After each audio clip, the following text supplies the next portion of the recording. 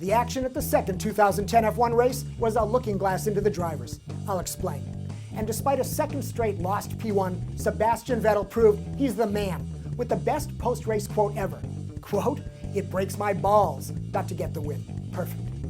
Porsche GT3R Hyrbid finishes 6th in its first race at the difficult for me to pronounce Langstreckenmeisterschaft Nürburgring, which of course they abbreviated as VLN, so now they're just breaking my balls.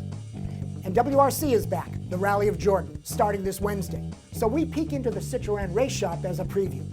I'm here today because instead of the normal Thursday-Friday schedule, Road Testament, or as Vettel would call it, Road Testicle, and Shakedown, on the last 2 days of this week, FLD will air its New York Auto Show shows. Which reminds me of one of the greatest auto show race car debuts, the Porsche 917 at the 1969 Geneva. Launched like a regular car, with a brochure and everything. $47,000 MSRP, but cash only.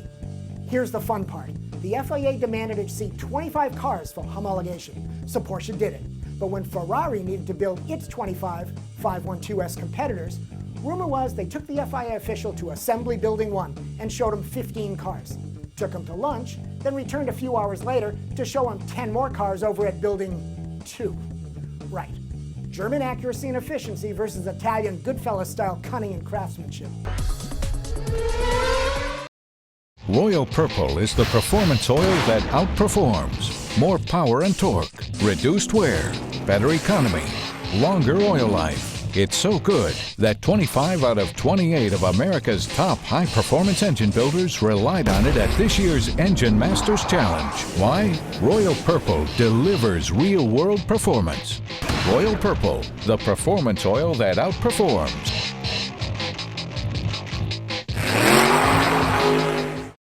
Button won the Australia GP because he made the call to go to slicks first. Raced that one set of tires some 50 laps.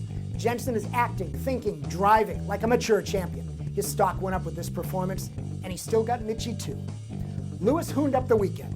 His street donut started it, then his qualifying fall down. And despite some heavy-duty passing, his results only prove he's a fast driver, not a racer. Still depending on the team to read the car in the race. Then he slags them in public. Careful, Lewis, your team may become Jensen's. By the way, on McLaren.com, the F1 team website, they post their radio chatter, and radio calls show up on the TV broadcast too. Fernando Alonso got my attention when he responded to his team's repeated advisories that Hamilton was coming. Quote, "I don't want to hear that." That was his return signal, which I interpreted as, "Let me focus, I got it." And he did. Recovering from the lap 1 button bump, Alonso raced back to P4, gave P3 Massa a fair fight, then played the team role, fending off Lewis and Webber to protect max points for Ferrari. No whining, just business, from the guy that'll be the 2010 champ, unless he beats himself. Something Mark Webber proved he can still do.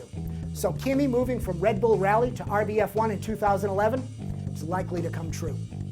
Vettel remains pure speed on parade. He may lack experience, but his handling of situations versus Lewis is night and day. Schumacher's in a funky place right now. Some signs say it's going to be okay. Practice pace, his race opening move up to P4, but it's not exactly all working yet. And the pressure is building for Mike to deliver something. Otherwise, this is going to feel like the Mike Jordan basketball comeback that shouldn't have happened either. Why was the Aussie race better than Bahrain? Rain.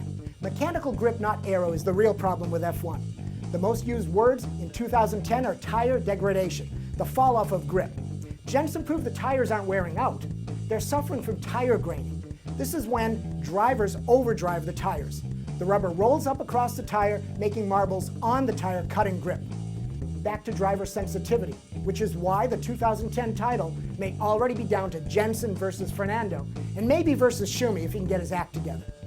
Like the third goal in a hockey game, race 3 this weekend, it's going to mean a lot to the 2010 storyline. At the VLN race, that was easy to say, in addition to the Porsche Hybrid debut, the new BMW Z4 got a P3 podium. Audi R8 took second. The Rally of Jordan is this week. Loeb leads the drivers, Ford the manufacturers. So how about less Leo talk and 2 WRC video clips? Kimi Räikkönen training and a tour of the Citroën rally car plant. Both are found on WRC.com and YouTube. In terms of the training, we don't do so much different in terms of fundamentally. The core cardio work is still done.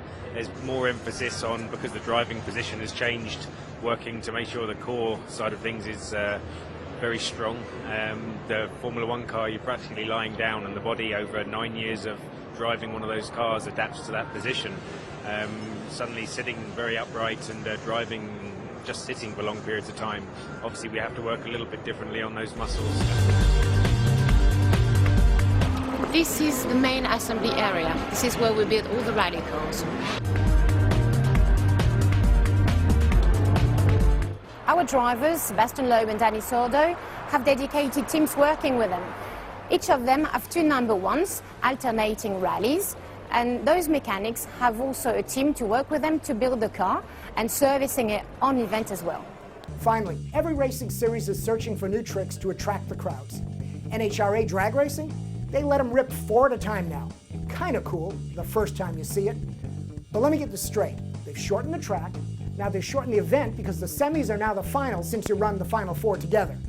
So since NHRA is all about shorter, wider, and shooting it all off at once, I guess the perfect drag racing sponsor would be Extends. And there's the bad sex joke of the week for Shakedown.